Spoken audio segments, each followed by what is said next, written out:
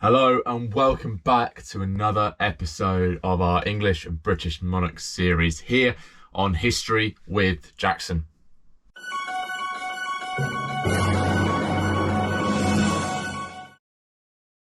Now today we are looking at King Stephen's successor. We are looking at King Henry II. Now as always we will look at who he was, what his earlier life was like, what his reign was like, and then we'll bring that all together to analyse his reign, or how good a king was he. So before we get into that, make sure you like, subscribe and follow, and I hope you enjoy learning about King Henry II. Now, who was King Henry II?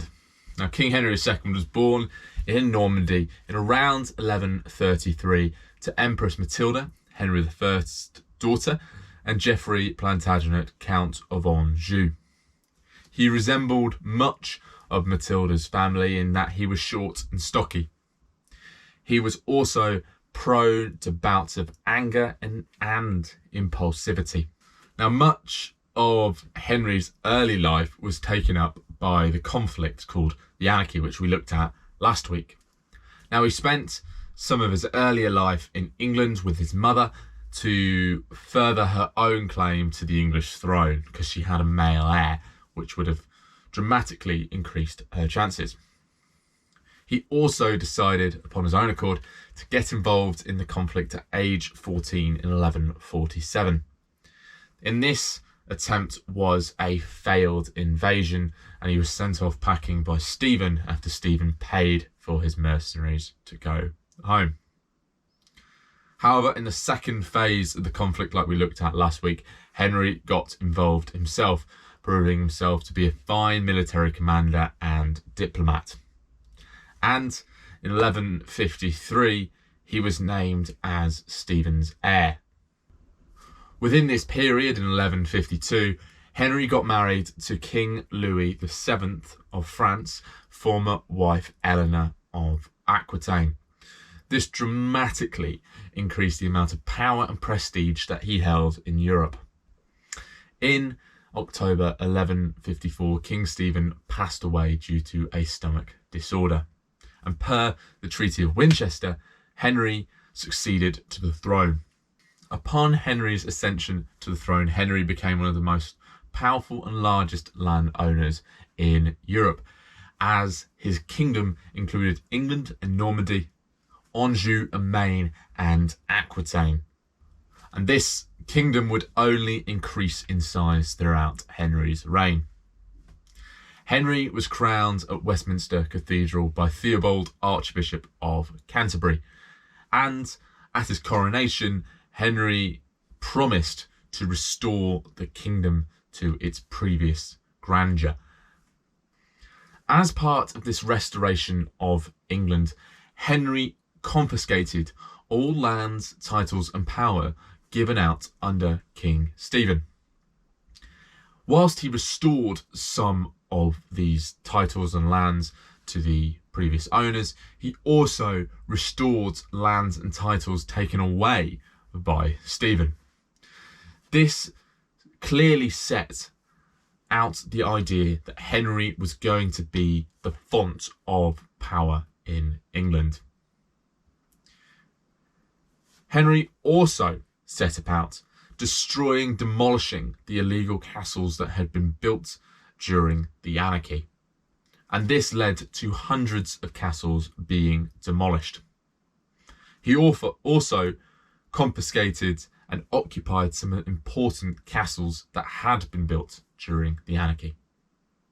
Henry also set about establishing his supremacy in the British Isles.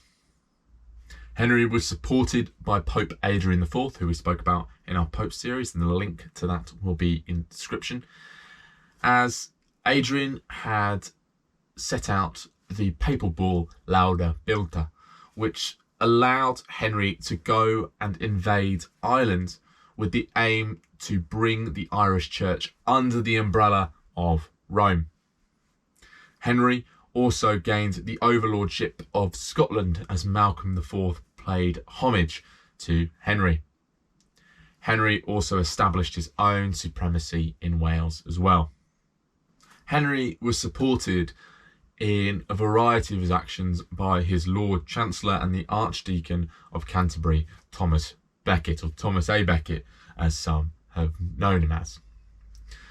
Thomas A. Becket, as the Lord Chancellor, ensured that Henry's finances flourished and were secure.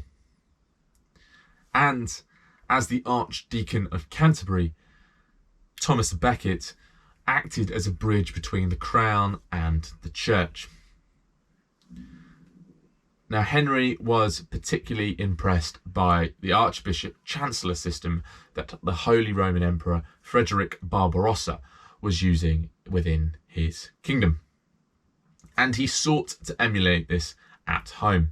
And after the death of Theobald, Archbishop of Canterbury, Henry submitted Thomas Becket's name to be a candidate for the seat. Now, the church were up in arms about Thomas's candidacy, as he was not a consecrated priest or bishop, he was not a churchman, he was a layman, and that he was also a large supporter, major supporter and close friend of the Crown, and they thought that this would be a conflict of interest. However, Becket was made Archbishop of Canterbury. But this became an issue for Henry, as Becket felt inadequate for his position and immediately threw himself into church and religious life to combat this feeling of inadequacy. He was consecrated as a priest the day before his ascension to the Archbishopric of Canterbury, and immediately the day after his ascension resigned from the Lord Chancellorship. Becket, as Archbishop of Canterbury, immediately became a thorn in Henry's side. Henry had appointed him so that Henry could bring the church under his power at home. But this did not happen, as Becket immediately went to the Pope in order to strengthen the Archbishop of Canterbury's position and power. Henry and Becket also clashed over a number of key areas, and one of these areas was the courts. It's been estimated at the time that 1 in 6 people were part of the clergy in England. And this meant that 1 in 6 people escaped the royal courts and instead went to the ecclesiastical courts for their crimes. Now, Henry wanted to rectify this, and for major crimes such as rape and murder, he wanted to try these people in the normal royal courts and distribute proper justice to them, as they escape this with the lighter punishments of the ecclesiastical courts. And Henry issued the Constitution of Claredon to try and rectify this situation. However, Becket refused, and even though he did strengthen the punishments of the ecclesiastical courts in England, he did not meet the requirements that Henry wanted. Henry and Becket also clashed under the sheriff's tax laws at the Council of Woodstock. Becket was clearly doing the opposite of everything Henry wanted him to do and going against the reasons for why Henry put him in the position in the first place. And as they clashed more, Henry reclaimed everything that he'd bestowed upon Becket whilst they were close friends. And Becket, to escape punishment, went into a 5-year exile. However, as this situation became more embarrassing for Henry on an international stage, Henry began negotiations with the papacy to witness the return of Becket to England. And in 1170, Becket returned, but immediately excommunicated several of Henry's key supporters. Henry was very angry at this and had a major outburst, and this outburst was heard by several of his knights. These knights then snuck off to Canterbury in an attempt to arrest Becket and bring him to the king. But Becket refused to be arrested, and the knights murdered him at the altar within his church. This was an international embarrassment for Henry, and something that he always had to attempt to rectify. Becket was proclaimed a martyr by the church and was later canonised by the papacy. Now, throughout this period, Henry and Eleanor fulfilled the basic duty of kingship, and they had 5 sons. The first, William, passed away at the age of 2 or 3. The next 2 eldest, Henry and Geoffrey, predeceased Henry himself. And then the youngest 2, Richard and John, would later go on to be kings in their own right. However, these sons, Henry, Geoffrey, Richard, would later go on to become a massive thorn in the king's side after Becket's death. Their threat to Henry materialised in 1173 in something called the Great Revolt. The seeds for this Great Revolt began in 1169, when Henry's eldest surviving son, Henry, was named as Henry's junior king, following on from Capetian or French custom at the time. But Henry had not given his son any power to make decisions, and this angered the younger Henry. The younger Henry also claimed that he was not financed properly and could not properly support himself and his household. Henry's other son, Geoffrey, also felt a similar way, and they were joined by Eleanor and Henry's other son, Richard, as Henry and Eleanor's marriage and Richard and Henry's relationship had disintegrated or deteriorated massively. These 4 were supported in their efforts by King Louis VII of France and the King of Scotland. The 4 attempted to invade England and assert their supremacy over Henry.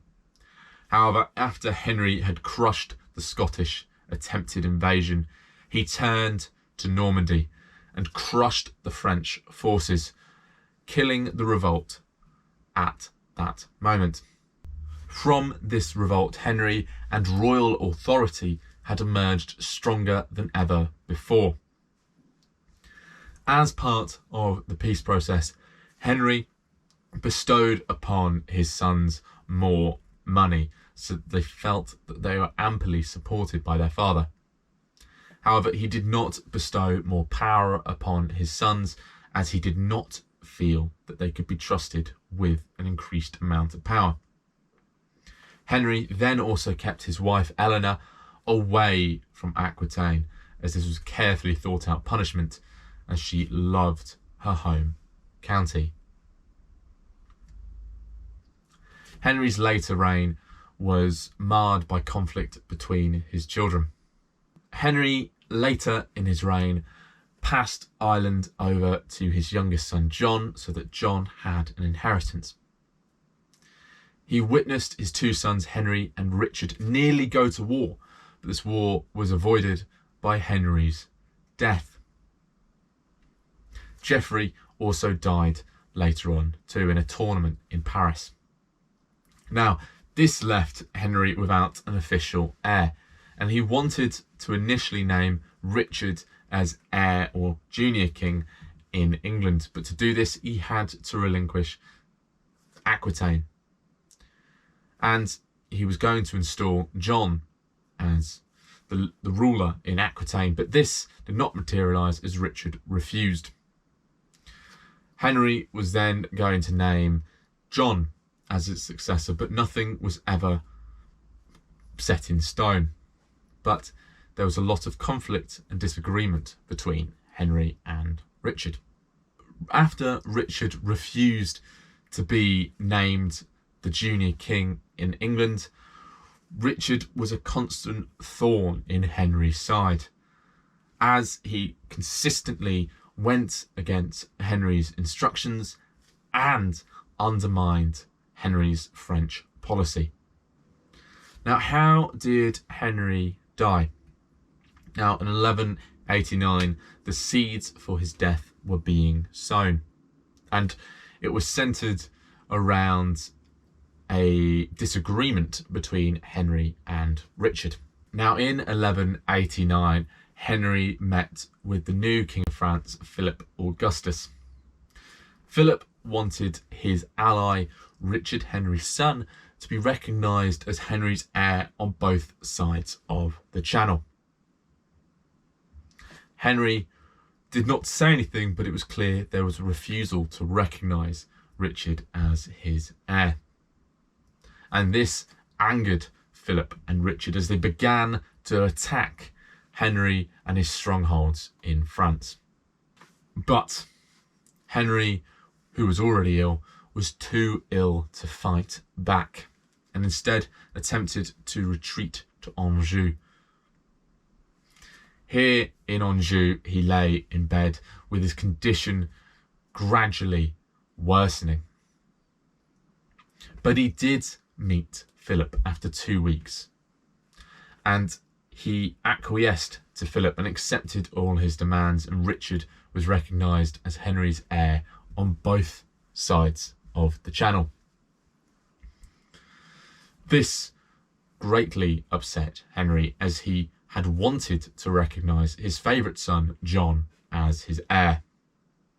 But upon finding out that his favourite son, John, had supported Richard and Philip Augustus in this action against him, Henry went into shock and eventually passed away at the age of 56, leaving his kingdom to his eldest surviving son, Richard. Was Henry II a good king? Now, I'd be interested to find out your guys' judgment, so please do comment below. But here is my judgment on Henry II. Now, he was a very strong temporal leader, and he re-established a strong, large and powerful continental English kingdom. He also reformed English government successfully, laying down the path for English common law. However, there is always a however with these kings, Henry was severely lacking in husbandly and fatherly skill, as his entire family betrayed him at some point or another. He was also almost universally disliked, even within his court, according to contemporaries. Henry was also severely criticised over his handling of the Thomas Becket crisis as well. So that is something that definitely left a mark on his record. But to conclude, for the long term, I think that Henry was a good king. He did set upon some reforms that can still be felt today, and he did establish a strong and powerful England. But for contemporaries, he was a bad king. Well, thank you very much for watching this episode today, guys. I've really enjoyed researching Henry II. I think he's a very interesting character. As always, I'm going to show you some books that I used for my research I think you guys would really enjoy. So firstly, it is The Plantagenets, The Kings Who Made England by Dan Jones. I just think this book is absolutely phenomenal. It's really easy to read, but it's also really rich with content and information. So I thoroughly recommend The Plantagenets by Dan Jones. And next, this book has been mentioned a couple of times before, but it is Simon Schama's A History of Britain at the Edge of the World, 3000 BC to AD 1603. It really is a fantastic book. It has fantastic pictures in it. It's easy to read. I just think you guys will really enjoy it. There is 3 volumes. The other 2 volumes will definitely be making an appearance in the book recommendations later on within this series. So definitely recommend Simon Schama and Dan Jones, and the links to those 2 books will be in the description below. Now, in the meantime, if you'd like to keep up to date with everything history with Jackson related, please head to the social media links below in the description, or my website, which is www.historywithjackson.co.uk. I really hope you guys are enjoying this series. Please drop a like, a comment, or a subscribe if you are, because I'd really like to hear your guys' opinions on the kings and queens that we will be talking about. Alternatively, if you would like to support the work that we do here at History of Jackson, please head to the Buy Me a Coffee profile in the description below. That's just a very quick and easy way to support the work that we do. Now, thank you very much for watching this episode. I look forward to teaching you guys about Richard I. So stay tuned for next week and get ready to learn about Richard I.